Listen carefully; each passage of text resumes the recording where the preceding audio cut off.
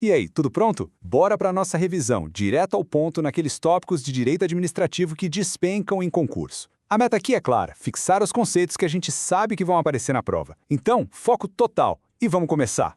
Para começar, vamos pensar numa questão fundamental. O que de fato limita o poder do Estado?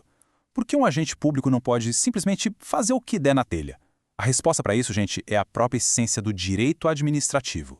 Certo. Então, para a gente responder aquela pergunta sobre os limites do Estado, não tem jeito. Temos que começar pela base. Vamos definir, de uma vez por todas, o que é o direito administrativo. Olha só, essa é a definição clássica, aquela que organiza a máquina pública. Mas as palavras-chave, aquelas que as bancas adoram, estão ali no final. Direta, concreta e imediata. Vamos lá. Direta porque a administração age por si mesma, sabe? De ofício, sem precisar que alguém peça, diferente do judiciário. Concreta porque ela pega a lei, que é geral abstrata, e aplica em casos específicos. E imediata porque é ela quem realiza, na prática, os objetivos do Estado. Toda a estrutura do direito administrativo se apoia num regime jurídico bem especial. E o grande Celso Antônio Bandeira de Mello chama os fundamentos desse regime de pedras de toque. É a base de absolutamente tudo que a gente vai ver. E olha que interessante, são só duas ideias centrais que sustentam todo esse edifício. Se a gente entende bem essas duas, o resto fica muito mais fácil de compreender. E aqui estão elas, pensa nelas como os dois lados de uma balança. De um lado, a supremacia do interesse público. É ela que dá à administração poderes especiais, as prerrogativas, para que ela possa cuidar do bem de todo mundo. Do outro lado, funcionando como um freio, a gente tem a indisponibilidade do interesse público. Isso quer dizer o quê? Que o administrador não é o dono da coisa pública, ele é só um guardião com o dever de protegê-la. Então, uma dá poder, a outra impõe um dever. É esse equilíbrio que rege tudo.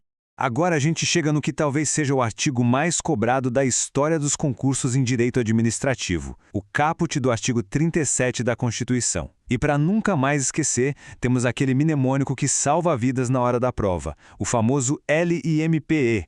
Legalidade, impessoalidade, moralidade, publicidade e eficiência. Guardem bem isso, são as 5 regras de ouro, o mantra de todo agente público. Vamos passar por cada uma delas bem rapidinho.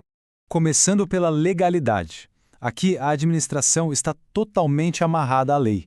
E é aqui que mora a primeira grande pegadinha de prova, porque a lógica para o agente público é exatamente o contrário da que vale para um cidadão comum. Essa comparação aqui é sensacional. Ela mostra a diferença que as bancas amam explorar.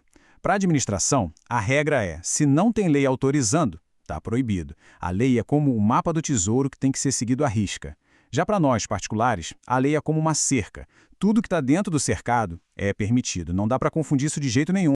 O próximo é impessoalidade. Esse princípio tem basicamente duas caras. A primeira é aquela ideia de tratar todo mundo igual, sem favorecer amigos ou perseguir inimigos. A segunda, que é importantíssima e está lá no parágrafo 1º do artigo 37, é a proibição de usar publicidade de obras e serviços para se promover. Nada de colocar nome, foto ou símbolo pessoal. O mérito é da instituição, nunca do gestor. Moralidade. E atenção, não estamos falando da moral comum, do que a gente acha certo ou errado no dia a dia. A moralidade administrativa é um conceito jurídico que exige uma conduta honesta, ética, leal, de boa fé. Um ato pode até seguir a lei, mas se for imoral, ele é inválido. Ponto final. E o exemplo perfeito que junta moralidade e impessoalidade é o nepotismo. A súmula vinculante 13 do STF é leitura obrigatória para a prova. Ela proíbe a nomeação de parentes próximos, cônjuge, companheiro ou parente até o 3º grau, que inclui tio e sobrinho, por exemplo, e essa proibição vale tanto para a nomeação feita pela própria autoridade, quanto por alguém subordinado a ela dentro do mesmo órgão. O objetivo aqui é bem claro, impedir o famoso toma lá, dá cá na máquina pública. O quarto princípio é a publicidade. Os atos do governo, em regra, têm que ser transparentes. Mas, muito cuidado aqui, a publicidade não serve só para a gente ficar sabendo das coisas. Na maioria das vezes, ela é uma condição para o ato começar a valer, a produzir efeitos. Ou seja, é um requisito de eficácia. E, para fechar, o nosso LIMP, a eficiência, que entrou com a emenda 19, lá em 98.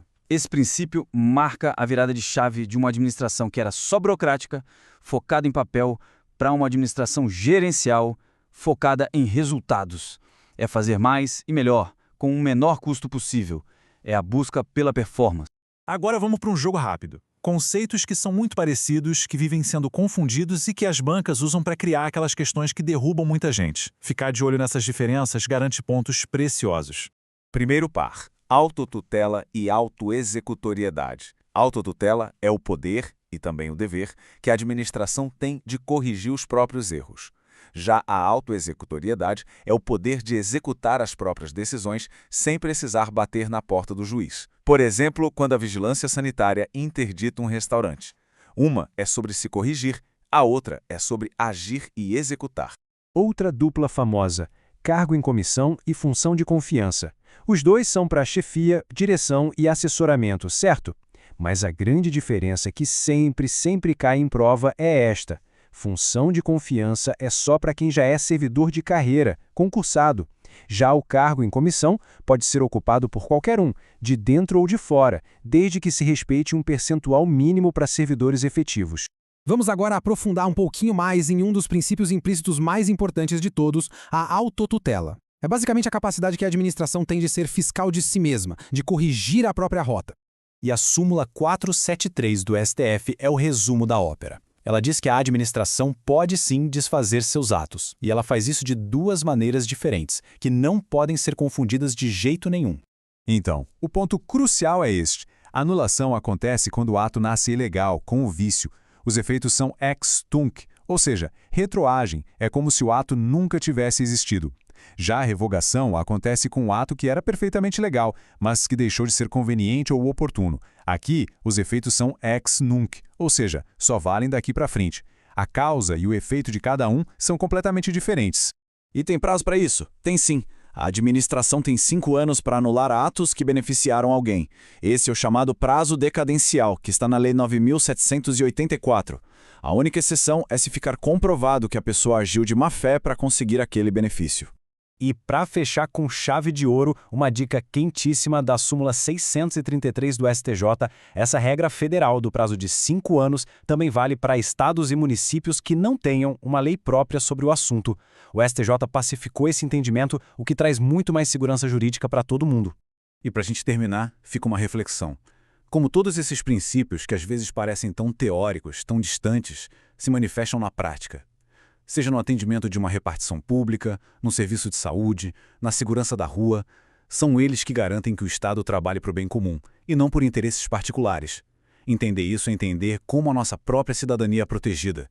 Fica aí o pensamento. Até a próxima!